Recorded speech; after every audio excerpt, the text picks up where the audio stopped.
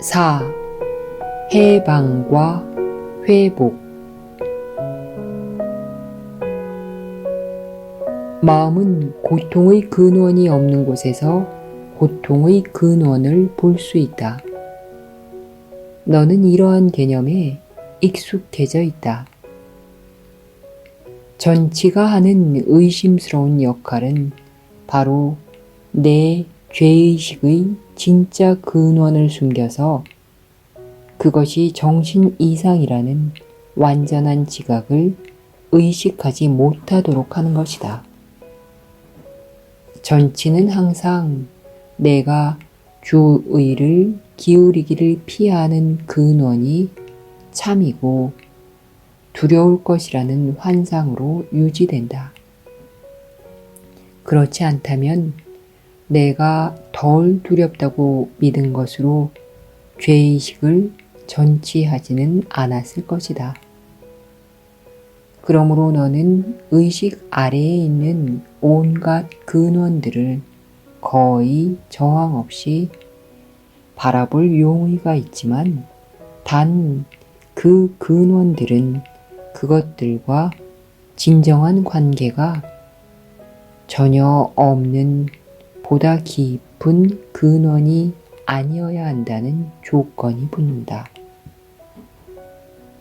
정신 이상 아이디어들은 서로 어떤 진정한 관계도 없다. 그것이 바로 그 아이디어들이 정신 이상인 까닭이다. 진정한 관계는 죄의식에 기초할 수 없으며 그 관계의 순수함을 훼손시키는 단 한 점의 얼룩도 있을 수 없다. 죄의식이 건드린 모든 관계는 단지 상대방과 죄의식 모두를 피할 목적으로 사용된다. 내가 그동안 이런 이상한 목적을 위해 맺은 관계들이야말로 얼마나 이상한지. 진정한 관계들은 거룩하며 전혀 내가 사용할 수 있는 것이 아니다. 하지만 너는 이 사실을 잊었다. 그 관계들은 오로지 성령만이 사용할 수 있으며 바로 이 점이야말로 그 관계들을 순수하게 만들어주는 것이다. 너는 성령께 드렸어야 할 것을 자신의 목적을 위해 먼저 차지해버렸으며 따라서 성령은 그것을 너희 해방을 위해 사용할 수 없다. 자신의 구원을 위해 누군가와 어떤 식으로든 연합하고자 하는 사람이라면 그런 이상한 관계 안에서는 구원을 발견하지 못할 것이다. 그런 관계는 공유되지 않으며 따라서 실제하지 않는다. 내가 형제와 연합할 때 너희 죄의식을 그에게 덮어씌우거나 그와 공유하거나 그의 죄의식을 지각하려 한다면 반드시 죄의식을 느낄 것이다. 그럴 때 너는 그와 실제로 연합하는 것이 아니며 따라서 그와의 관계에서 만족과 평화를 찾을 수도 없을 것이다. 너는 그 관계 안에서 죄의식을 볼 것이다. 왜냐하면 너 자신이 그곳에 죄의식을 놓았기 때문이다. 죄의식에 시달리는 자들은 죄가 있다고 정말로 믿기에 반드시 죄를 전치하려고 시도할 것이다. 하지만 그들은 고통에 시달리면서도 내면으로 눈을 돌려 죄의식을 보내버리려고 하지는 않는다. 그들은 자신이 사랑한다는 것을 알 수 없으며 사랑한다는 것이 무엇인지 이해할 수도 없다. 그들의 주된 관심사는 자신의 통제권 너머에 있는 자신의 바깥에서 죄의 근원을 지각하는 것이다. 너 자신이 유죄이기는 하지만 그 근원은 과거에 있다고 주장할 때 너는 안을 보고 있는 것이 아니다. 과거는 내 안에 있지 않다. 내가 과거와 관련 짓는 괴상한 연상물들은 현재에는 아무런 의미도 없다. 하지만 너는 그것들을 너와 형제들 사이에 세워놓았기에 그들과의 진정한 관계를 찾을 수 없게 되었다. 과거를 해결하는 수단으로 형제를 이용하면서 내가 여전히 그를 있는 그대로 보리라고 기대할 수 있겠는가? 존재하지도 않는 문제를 해결하려고 자신의 형제를 이용하는 자는 구원을 찾을 수 없다. 너는 구원을 과거에 원하는 것이 아니다. 너의 헛된 소망을 현재 위에 덧씌우고서 지금 구원을 찾기를 바라는가? 그러니 과거의 너로 존재하지 않겠다고 결심하라. 어떤 관계도 너 자신을 과거에 묶어두기 위해 사용하지 말고 각각의 관계와 매일 다시 태어나라. 너 자신을 과거에서 해방시키고 너의 마음을 평화로이 속죄에 맡기는데 1분이면, 아니 더 짧은 시간이면 충분하다. 내가 아버지께 기꺼이 받아들여지고 싶듯이 모든 일을 기꺼이 받아들일 때 너는 내면에서 아무런 죄의식도 보지 않을 것이다. 그것은 내가 이미 속죄를 받아들인 것이기 때문이다. 내가 죄의 꿈을 꾸면서 내면에서 속죄를 보려 하지 않는 동안에도 속죄는 너희 내면에서 빛나고 있었다.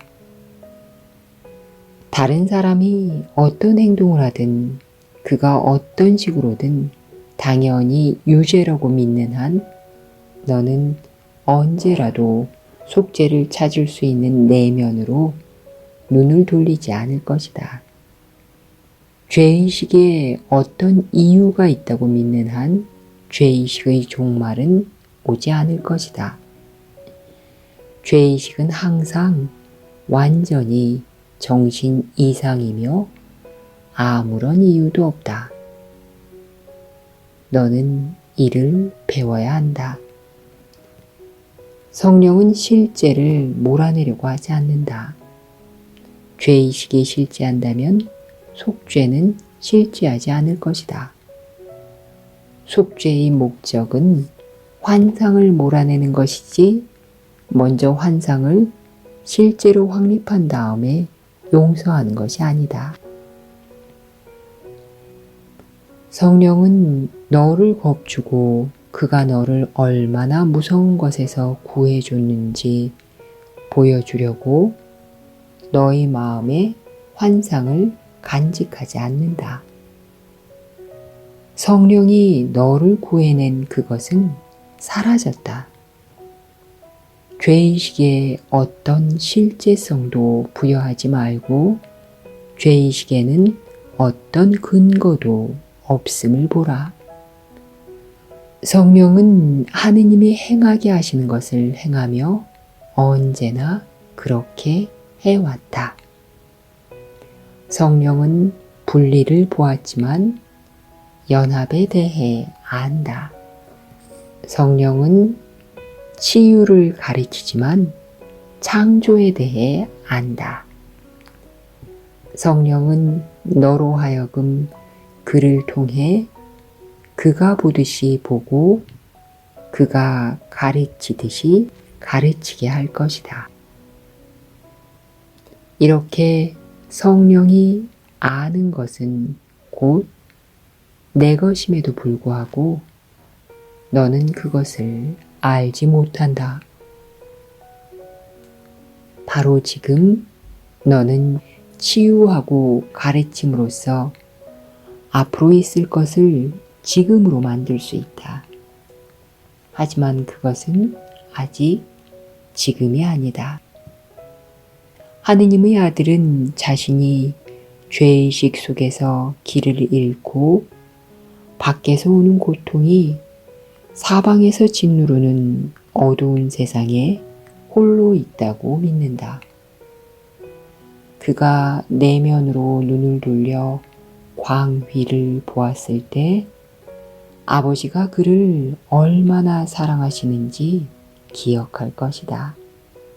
그리고 그동안 아버지가 그를 사랑하시지 않고 죄인으로 보신다고 생각했다는 것을 믿을 수 없을 것이다. 죄의식은 정신 이상이며 전적으로 정당하지 않고 전적으로 근거가 없음을 깨닫는 순간 너는 두려움 없이 속죄를 바라보고 전적으로 받아들일 것이다. 그동안 자신을 무자비하게 대한 너는 아버지의 사랑을 기억하지 못한다. 그리고 자신의 형제들을 자비 없이 바라보기에 내가 아버지를 얼마나 사랑하는지 기억하지 못한다. 하지만 아버지가 너를 사랑하신다는 것은 영원히 참이다. 너의 내면에서 빛나는 평화 속에는 완벽한 순수함이 있다. 그리고 너는 그 순수함 안에서 창조되었다. 내 안의 사랑스러운 진리를 바라보기를 두려워하지 말라. 너의 비전을 흐리는 죄의식의 구름을 뚫고 어둠을 지나쳐 거룩한 곳을 바라보라. 그곳에서 너는 빛을 볼 것이다. 내가 아버지께 바치는 제단은 그 제단을 당신 자신께 들어 올리신 아버지만큼 순수하다. 그 무엇도 그리스도가 너로 하여금 보게 하는 것을 막을 수 없다. 그리스도의 뜻은 그의 아버지의 뜻과 같다.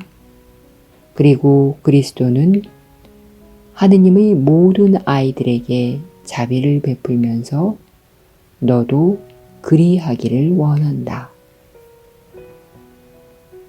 내가 해방되고자 하듯이 형제들을 죄의식에서 해방시켜라. 내면으로 눈을 돌려 사랑의 빛을 볼 수 있는 다른 방법은 없다. 그 빛은 하느님이 언제나 아들을 사랑하셨고 아들이 하느님을 사랑하듯 한결같고 확실하게 빛난다. 사랑에는 죄의식이 없으며 따라서 두려움이 없다. 언제나 아버지를 사랑한 너는 어떤 이유로든 내면으로 눈을 돌려 자신의 거룩함을 보기를 두려워할 수 없다. 너는 결코 내가 너라고 믿었던 너일 수 없다. 너의 죄의식에는 아무런 이유도 없으니 내가 있는 하느님의 마음 안에는 죄의식이 없기 때문이다. 바로 이것이 이성이며 바로 이것을 성령은 너에게 회복시켜 주고자 한다.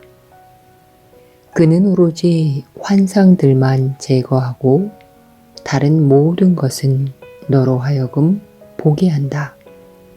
그리고 그리스도의 비전 속에서 성령은 하느님 아들의 내면에 영원히 존재하는 완벽한 순수함을 너에게 보여줄 것이다. 하느님의 아들을 전부 똑같이 사랑하지 않는 한 너는 그중 누구와도 진정한 관계를 맺을 수 없다. 사랑은 특별하지 않다. 온 아들 중 일부만 골라내서 사랑한다면 너희 모든 관계에 죄의식을 덧씌워 가짜 관계로 만드는 것이다. 너는 오로지 하느님처럼만 사랑할 수 있다. 하느님과 다르게 사랑하려 하지 말라. 하느님의 사랑과 다른 사랑이란 없기 때문이다. 이것이 참임을 인식하기 전에는 사랑이 과연 어떤 것인지 짐작도 하지 못할 것이다. 형제를 정죄하고도 자신이 하느님의 평화 속에서 죄가 없다고 볼 수 있는 자는 아무도 없다. 그가 정녕 죄 없고 평화로운데도 그렇다는 것을 보지 못한다면 그는 정녕 망상에 빠져 자신을 보지 않은 것이다. 나는 그에게 다음과 같이 말해준다. 하느님의 아들을 보라. 그의 순수함을 바라보며 고요히 있으라.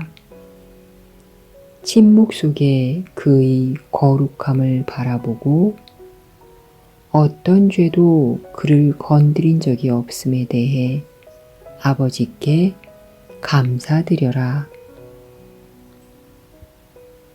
내가 이제껏 하느님의 아들을 비난하기 위해 들이밀었던 어떤 환상도 그의 결백함을 어떤 식으로든 건드리지 못했다. 죄가 전혀 건드리지 못했고 온전히 사랑하는 그의 빛나는 순수함이 너희 내면에서 찬란하게 빛난다.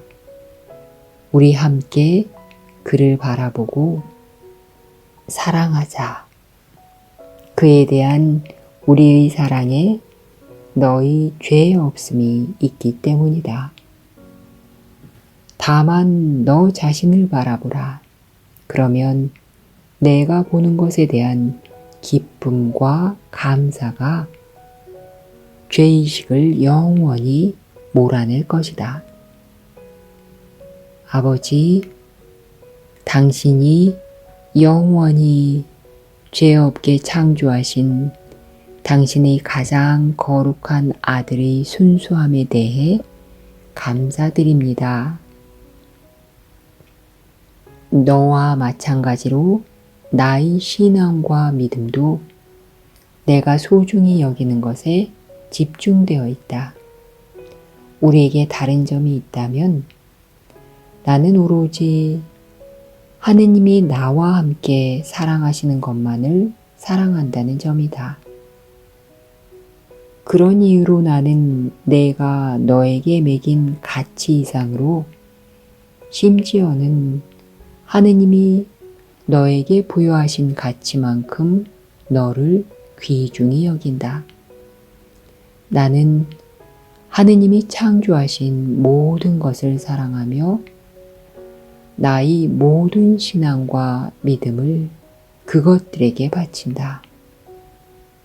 너에 대한 나의 신앙은 내가 나의 아버지께 드리는 그 모든 사랑만큼 강하다. 나는 너를 무한히 신뢰하며 내가 내 말을 경청하지 않으리라는 두려움도 없다. 너의 사랑스러움에 대해 나는 아버지께 감사드린다.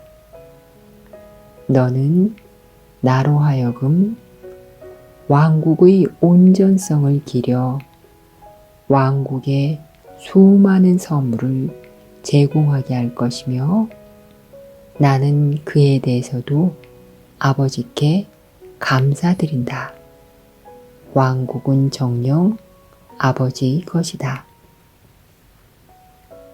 아버지를 아들과 하나로 만드는 너에게 찬미를. 우리는 혼자 있을 때는 전부 보잘것없지만 함께 있을 때는 너무도 강렬한 빛으로 빛나서 우리 중 누구도 혼자서는 그것을 상상조차 하지 못한다. 왕국의 영광스러운 광휘 앞에서 죄의식은 녹아내려 친절함으로 변형되어 다시는 과거의 모습으로 존재하지 않을 것이다. 내가 경험하는 모든 반응은 너무도 정화되어 아버지께 불러드리는 찬미의 소음가가 될 만하다. 아버지가 창조하신 것에서 오로지 아버지에 대한 찬미만을 보라. 아버지는 너에 대한 찬미를 결코 멈추지 않으실 것이기 때문이다. 우리는 하나로서 찬미하며 천국 문 앞에 서 있다. 그리고 우리는 순결함 속에서 천국에 확실히 들어갈 것이다. 하느님이 너를 사랑하신다. 그렇다면 내가 너에 대한 신앙이 없으면서 하느님을 다함 없이 사랑할 수 있겠는가? 죄의식이 평화를 가혹하게 유린했음을 지각한 자에게 에고가 하는 최선의 조언은 그것을 망각과 잠, 심지어 죽음으로 다루라는 것이다. 하지만 전쟁 중인 양자가 모두 실제한다고 믿지 않는 한 그 누구도 자신이 갈등 속에 있고 잔혹한 전쟁 때문에 황폐화되었다고 보지 않는다. 내가 만약 둘 다 실제한다고 믿는다면 반드시 거기에서 벗어나야 한다. 그런 전쟁은 분명 내 마음의 평화를 끝장내서 결국에는 너를 파멸시킬 것이기 때문이다. 하지만 내가 그것은 단지 실제하는 힘과 실제하지 않는 힘 사이의 전쟁임을 깨달을 수 있다면 자신이 자유롭다는 것을 볼 수 있을 것이다. 스스로 아무런 의미도 없다고 지각하는 끝없는 전쟁 속에서 자신이 황폐화되고 찢겨 나간다고 보는 자는 아무도 없다. 하느님은 당신의 아들이 전쟁에 휘말려 있기를 원하지 않으신다. 따라서 그가 지어낸 가상의 적은 전혀 실제하지 않는다. 너는 이미 벗어난 참혹한 전쟁에서 벗어나려고 애쓰고 있을 뿐이다. 전쟁은 사라졌다. 너는 천국까지 울려 퍼지는 자유의 찬가를 들었다.